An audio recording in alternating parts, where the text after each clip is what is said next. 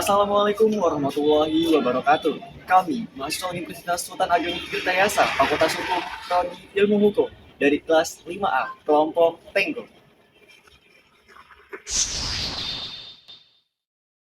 Halo semua, perkenalkan nama aku Amiratul Aulia Hanifah. Aku dari kelompok Tenggo. Di sini aku bakal ngejelasin tentang common law. Kalian udah tahu belum sih gimana sejarah common law? Kalau kalian belum tahu, yuk kita cari tahu bagaimana sih common law telah berkembang. Nah teman-teman, jadi pada awal abad ke-11, bangsa Normandia menaklukkan Inggris. Pada saat itu Inggris masih terdiri dari pemukiman kecil loh. Mereka menganut hukum kebiasaan setempat. Jadi pada saat itu Inggris ketika ada sengketa, mereka melakukan pengadilan dengan hukum lokal mereka sendiri. Jadi Raja William I dari Normandia memerintah Inggris dari 1066 hingga 1087. Tetapi kontribusi terbesar dalam perubahan sistem Inggris ini ada pada Raja Henry II. Nah, Raja Henry II ini memerintah dari tahun 1154 hingga 1189. Jadi teman-teman, Henry II ini memutuskan untuk campur tangan di hukum kebiasaan yang ada di Inggris. Jadi Raja Henry II ini memerintahkan dewan-dewan penasihat raja untuk mengikuti kasus-kasus yang ada di berbagai daerah. Dia mengirim penasehat-penasehat ke berbagai daerah untuk menyelesaikan kasus sengketa yang disebut dengan assizes. Kalian tahu nggak sih sebelumnya pengadilan kuno di Inggris itu menggunakan metode pengujian fisik yang irasional loh dalam sidang-sidang mereka, dan hasilnya akan digunakan oleh juri-juri dan diterapkan di masyarakat setempat. Nah, proses ini tergantikan oleh sistem juri yang terdiri dari 12 orang. Faktanya, persidangan juri ini terinspirasi dari persidangan Anglo-Saxon loh. Raja Inggris berusaha untuk membuat peraturan yang dapat mencakup ke seluruh negara-negara. Ia mengambil inspirasi dari putusan-putusan hakim yang berada di lapangan. Nah, ini dia teman-teman yang membentuk hukum umum yang luas yang disebut dengan common law. Kamu tahu nggak sih kalau common law itu diciptakan dan berkembang di akhir abad ke-11 hingga awal abad ke-14 karena adanya divergensi sistem hukum sipil law yang ada di Eropa kontinental. Iya, common law pertama kali diciptakan di Inggris pada akhir abad ke-11 dan berkembang di awal abad 14 akibat inisiasi dari raja-raja Inggris yang pada saat itu menciptakan dan memperlakukan sistem peradilan untuk menegakkan hukum kerajaan. Perkembangan dan penyebaran common law sendiri itu terjadi akibat adanya invasi dari bangsa Normandia yang pada saat itu membawa sekelompok administrator tangkap saat diberikan tugas politik berdasarkan hak penaklukan. Salah satu badan yang paling penting untuk mempertahankan dan memperkuat kekuasaan pusat pemerintahan yang dikendalikan oleh raja adalah pengadilan kerajaan. Sebelum akhir abad ke-12, pengadilan kerajaan bersama dengan pengadilan-pengadilan lokal merupakan institusi yang paling kuat dan paling disegani di Inggris. Hakim kerajaan diberikan wewenang kompetensi untuk mengadili perkara tingkat pertama di seluruh kerajaan dan sengketa-sengketa tanah tertentu dalam lingkup kerajaan, dan introdusirnya juri untuk perkara-perkara pidana sebagai modus pembuktian yang standar pada suatu pengadilan. Reformasi hukum yang dilakukan di bawah kepemimpinan Raja Henry II ini dinilai sangat pesat. Pengadilan-pengadilan kerajaan bekerja lebih profesional, sehingga menarik perhatian banyak pihak yang berperkara bahwa pengadilan dan hakim kerajaan yang dibentuk oleh raja adalah jawaban yang dinantikan oleh warga Inggris untuk memecahkan masalah hukumnya. Oleh karena itu, pada common law merupakan kegiatan hukum yang terpusat pada pengadilan. Hakim dan pengadilan membangun suatu hukum kerajaan yang feodal yang berlaku umum atau common. Hingga saat ini, common law berkembang ke negara jajahan Inggris, yakni Amerika Serikat. Melanjutkan penjelasan mengenai perkembangan dan penyebaran sistem common law tadi. Nah, di sini saya akan menjelaskan mengenai makna arti definisi common law. Nah, teman-teman, di sini apakah sudah tahu definisi common law itu apa? Baik, di sini saya akan menjelaskan mengenai arti makna penjelasan common law.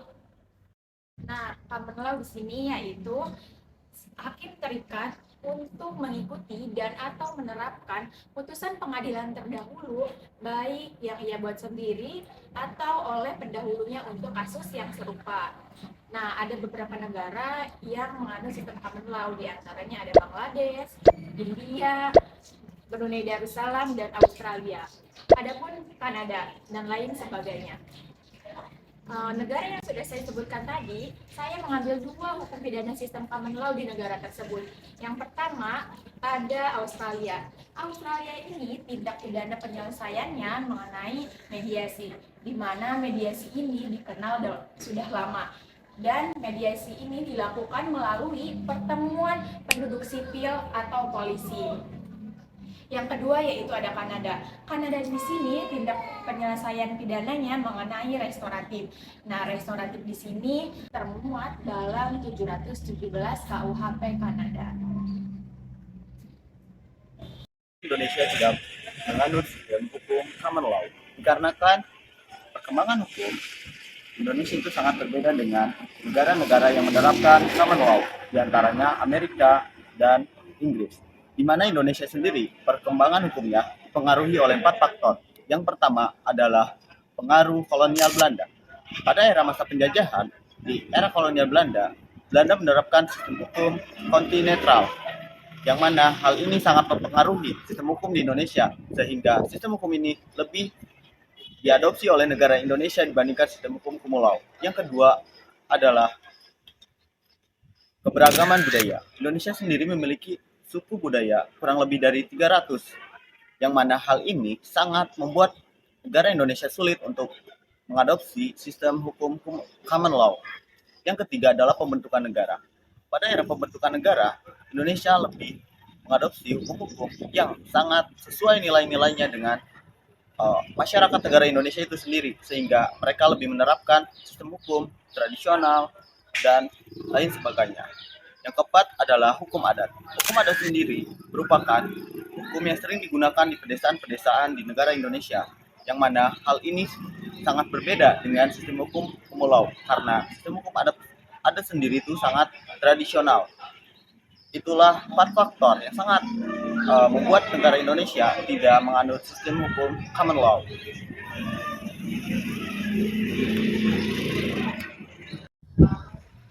Nah, tadi kita sudah mengetahui mengapa Indonesia tidak menganut sistem common law system ini. Karena memang ada 4 faktor yang mempengaruhi hal tersebut yang tadi sudah dijelaskan oleh rekan saya. Nah, di sini bisa menjelaskan mengenai karakteristik dari common law system. Kira-kira ada berapa sih teman-teman karakteristik common law system itu? Ya, betul sekali. Ada 3 karakteristik. Yang pertama yaitu jurisprudensi dipandang sebagai sistem hukum yang utama, karena memang jurisprudensi merupakan produk perkembangan hukum Inggris yang tidak dipengaruhi oleh hukum Romawi. Dalam hal ini, DDPSC juga mengemukakan bahwasannya terdapat 2 alasan mengapa jurisprudensi dianut dalam sistem common law ini. Yang pertama yaitu alasan psikologis, karena setiap orang yang ditugasi untuk menyelesaikan perkara, dia cenderung sedapat-dapatnya mencari alasan pembenar atas putusannya, dengan merujuk kepada putusan yang telah ada sebelumnya daripada memikul tanggung jawab atas putusan yang dibuatnya sendiri. Kemudian alasan kedua yaitu alasan praktis, di mana diharapkan mengapa hadir putusan seragam, karena hukum harus memiliki kepastian daripada menonjolkan keadilan pada setiap kasus yang terjadi. Nah, kemudian karakteristik yang kedua yaitu doktrin stare decisis atau sistem preseden, yang dimana diambil doktrin ini karena memang secara substansial mengandung makna bahwa hakim terikat untuk mengikuti dan atau menerapkan suatu putusan pengadilan terdahulu, baik yang ia buat sendiri ataupun oleh pendahulunya untuk kasus serupa. Kemudian karakteristik yang ketiga yaitu equity sistem dalam proses peradilan. Dalam sistem ini, kedua belah pihak yang bersangkutan masing-masing menggunakan lawyernya berhadapan di depan hakim. Kemudian para pihak ini masing-masing menyusun strategi sedemikian rupa dan mengemukakan dalil dan alat-alat bukti sebanyak-banyaknya di pengadilan. Jadi, yang berperkara merupakan lawan antara satu dengan lainnya yang dipanglimai oleh lawyernya masing-masing. Nah, itu tadi adalah mengenai karakteristik dari common law system.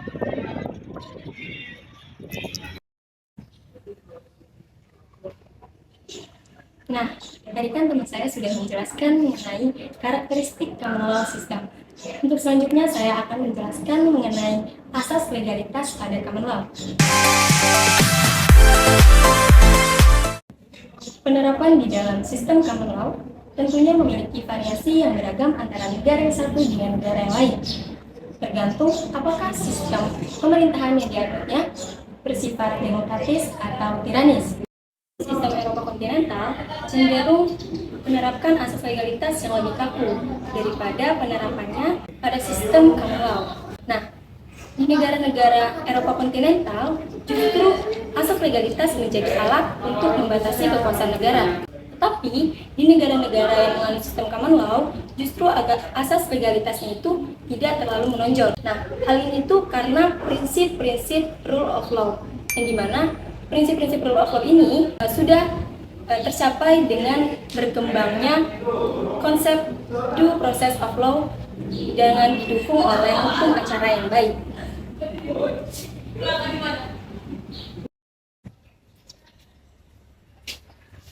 Terdapat dua sistem hukum perbedaan antara negara civil law dan common law.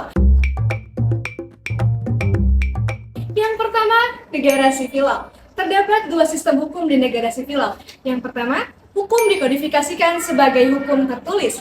Dan kemudian yang kedua, hukum di negara civil law adanya perbedaan antara hukum publik dan hukum privat. Kemudian di negara common law, terdapat dua peraturan di negara common law.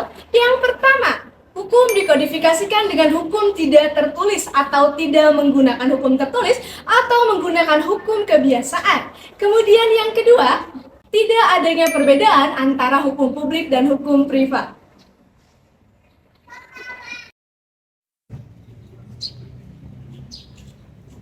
Nah, itu tadi mengenai asas legalitas dalam sistem hukum common law. Sekarang kita masuk pada materi penerapan sistem hukum common law.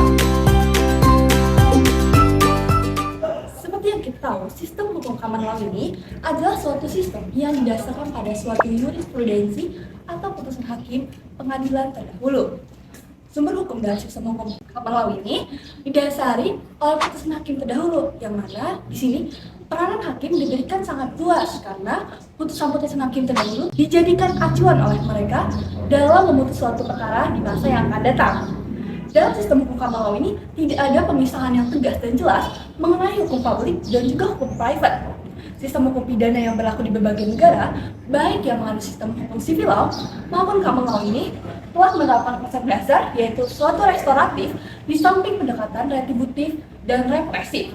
Sistem hukum common law ini banyak diterapkan di berbagai negara, misalnya Amerika, Kanada, Australia, dan berbagai macam lainnya. Bagaimana sih sistem penerapan hukum common law ini? Yang pertama adalah preseden hukum. Preseden di sini mengandung arti bahwa seorang hakim ini dalam memutus suatu perkara ini tidak boleh menyimpang dari hakim terdahulu, yang dimana baik dia sederajat maupun dia yang lebih tinggi. Yang kedua adalah pembuktian. Dalam sistem hukum common law ini, seperti yang kita tahu, dia mengambil acuan atau panduan dari sistem hukum terdahulu kan, dari pengadilan terdahulu. Nah, dari situ maupun itu putusannya atau barang buktinya pun itu dilihat dari situ. Jadi pada sistem hukum common law ini, di dalam sistem hukum pembuktian, dia mengandung arti bahwa diterima atau tidaknya suatu barang bukti, dia dilihat dari putusan hakim terdahulu. Lalu yang ketiga adalah interpretasi hukum. Dalam sistem hukum common law, pengadilan seringkali memiliki peran penting dalam menginterpretasikan suatu undang-undang di dalam situasi tertentu. Jadi di sini mereka dapat menggunakan preseden untuk membantu mereka memahami suatu undang-undang di suatu tertentu. Yang keempat adalah evolusi hukum. Seperti yang kita tahu, hukum ini berkembang dari zaman ke zaman. Begitu pula dengan sistem hukum common law yang berubah seiring berjalannya waktu. Pengadilan dapat membuat keputusan dan menciptakan preseden baru yang nantinya dia akan bisa dijadikan sebagai acuan untuk di masa yang akan datang dengan kasus yang serupa. Yang terakhir adalah hukuman. Pengadilan juga dapat mengacu pada hukuman yang telah dijatuhkan dalam kasus-kasus sebelumnya untuk membantu mereka menentukan hukuman yang sesuai dengan kasus-kasus serupa seperti hukuman penjara, hukuman denda, dan hukuman lainnya. Meskipun sistem hukum common law ini memberikan fleksibilitas dan adaptabilitas, ada juga kritik terhadapnya. Misalnya, adanya ketidakpastian hukum atau kemungkinan inkonsistensi. Oleh karena itu, para pengacara ini harus bisa menyelidiki mengenai presiden-presiden terdahulu untuk menemukan argumen yang kuat dalam memutus suatu perkara atau membantu kliennya di masa yang akan datang.